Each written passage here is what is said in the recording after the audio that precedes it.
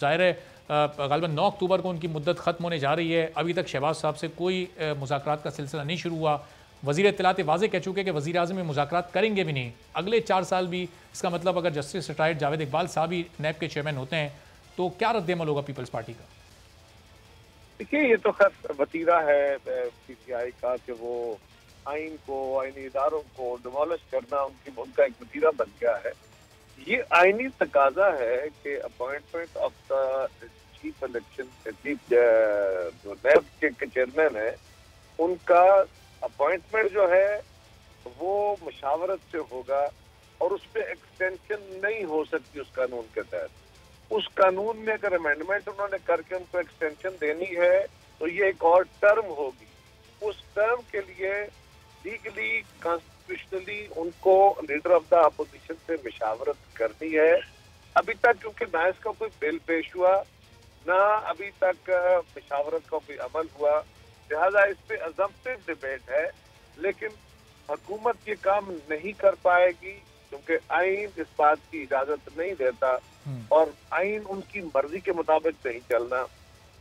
और अगर ऐसा करने का वो इरादा रखते हैं तो जो अपोजिशन और दीगर इदारों की तरफ से नैब न्याजी नक्सस की बातें की जाती है तो उस पर मोहर लगेगी कि हाँ ऐसा ही है। सही। तो चेयरमैन नैब की जो ये मुद्दत थी कायर साहब, इसको आप किस तरह से इस पूरी मुद्दत का तज्जिया करेंगे? हुकूमत तो इसका बड़ा क्रेडिट लेती है कि 538 अरब रुपए की रिकॉर्ड रिकवरी इस दौर में हुई है, जो कि पिछले 18 साल में उतनी रिकवरी नहीं हो सकी थी, उससे भी 2 गुना रिकवरी हुई है।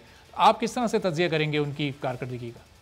देखिए, कभी अगर तो गवर्नमेंट और नैब ये काम करें कि वो उस रिकवरी की टोटल तफसीलात दे दें कि वो करप्शन मनी था या लोगों से जो पैसा था प्ली बार्गेन करके जो यूटिलिटीज का या बार्गेन जो फार्म हाउस थी, बार्गेनिंग के बारे में खान साहब का तो आपको पता ही है, इनका अपना व्यू क्या था इनके जब हुकूमत में नहीं थे, अपोजिशन में थे, तो प्ली बार्गेनिंग करके तो ये तो नैब को वजाहत करनी चाहिए।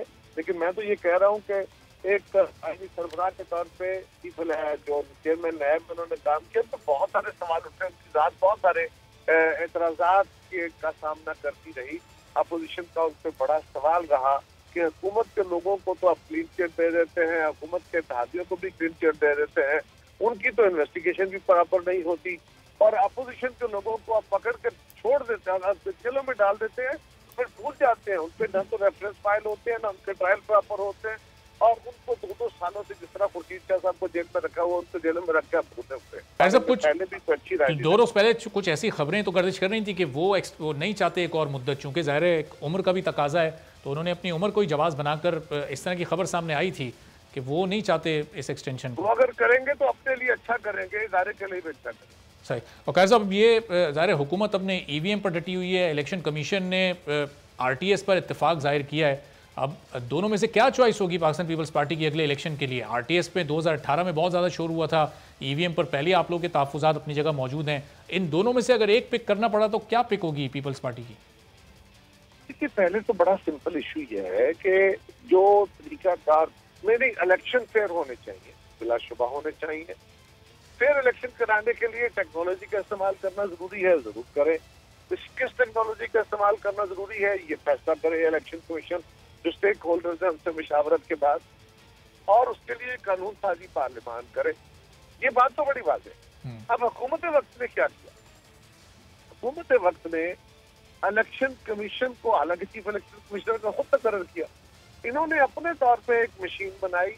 फवाद चौधरी साहब ने कहा कि हमने एक मशीन बना ली है, ये चीफ साइंटिस्ट बन गए पाकिस्तान के, और उन्होंने कहा कि हमने एक मशीन बना दी है, अब इसके जरिए इलेक्शन होगा तो इसमें कोई गलती, कोई खराबी नहीं होगी।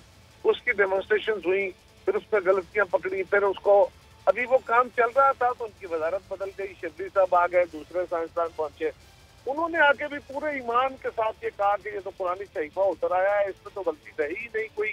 अब जो कुछ है ये ईवीएम के जरिए ही इलेक्शन होगा। तो इसका मतलब कायर साहब ईवीएम तो बिल्कुल काबिल कबूल नहीं है। अगर इलेक्शन कमीशन ही, मैं ईवीएम का तो ईवीएम को छोड़िए, ईवीएम इशू ही नहीं है जी, आरटीएस मेरा इशू नहीं है। हाँ, अगर इशू ईवीएम नहीं है, आपका इशू, ये कह रहा हूँ पहले बात समझिए कि इशू है क्या।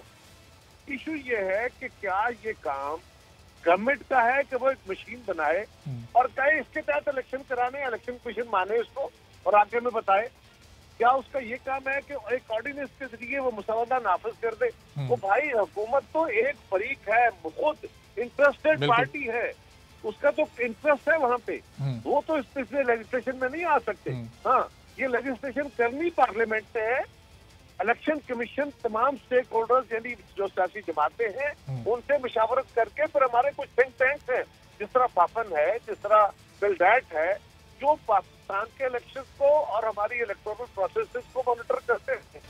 बहुत बहुत शुक्रिया। कमर जमान कायरत साहब पाकिस्तान पीपल्स पार्टी के रहनुमा हमसे गुफ्तगू कर रहे थे और पहले राना सनाउल्लाह साहब ने भी गुफ्तगू की और दोनों का यही मौक़िफ़ है कि अपोजिशन से चेयरमैन नैब के मामले पर कंसल्टेशन करना इस वक्त हुकूमत की जिम्मेदारी है, लेकिन हुकूमत इस वक्त इस मूड में हमें दिखाई नहीं दे रही। अब इसकी वजह क्या है? अगले हफ्ते तक ये मामला पेंडिंग में तो चला गया, लेकिन हुकूमत अस खुद ही इस पूरे मामले को हैंडल करना चाहती है और शहबाज शरीफ को इस कंसल्टेशन का हिस्सा नहीं बनाना चाहती। बैरिस्टर अली जफर साहब पाकिस्तान तहरीक इंसाफ के सीनियर रहनुमा हमारे साथ मौजूद हैं। बैरिस्टर साहब, अपोजिशन ज़ाहिर है इस पर बहुत ज़्यादा एतराज़ कर रही है, आपको जस्टिस रिटायर्ड जावेद इकबाल को ही लेकर आना है दोबारा या कोई और नाम है, लेकिन अपोजिशन लीडर से तो आपको बात करनी पड़ेगी। जो एक कानूनी तरीक़ाकार है इसका, वो तो यही कहता है ना।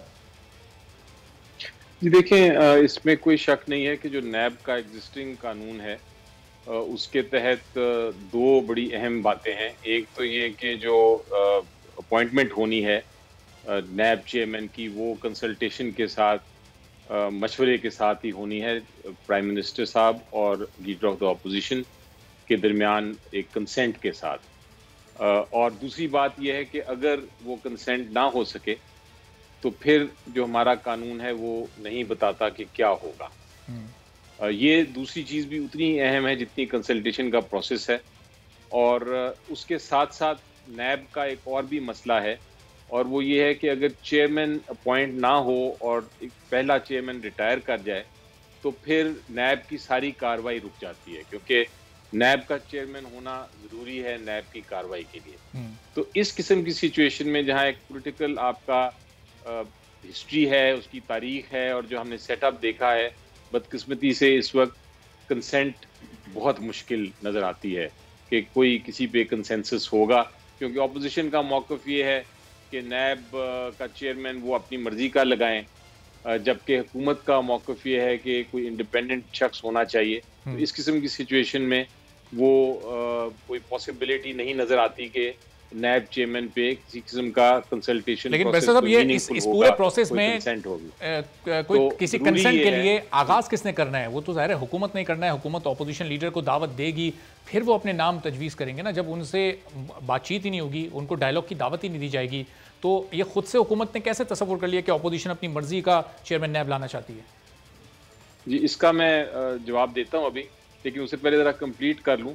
तो अपोजिशन ये है कि जहाँ आपको नज़र आ रहा हो कि कंसल्टेशन का प्रोसेस अभी कामयाब शायद ना हो, और उसके साथ साथ आपको एक इमरजेंसी पोजीशन, एक तरह से एक अर्जेंसी है कि आप कुछ ना कुछ गैप को फिल करें, तो इस किस्म की सिचुएशन में मुझे लगता है कि किसी ना किसी किस्म की लेजिस्लेशन ज़रूरी है, कोई कानून साजी ज़रूरी है कि जो गैप है, जब तक ये कंसल्टेशन प्रोसेस अपने अख्ताम तक नहीं पहुँचता और कोई एग्रीमेंट नहीं होती, तब तक का जो गैप है वो ज़रूरी है, क्योंकि अगर चेयरमैन नहीं रहेंगे तो फिर वो नैब अपना काम नहीं कर सकेगी। सब्सक्राइब करें और बेल दबाएं ताकि कोई खबर रह न जाए।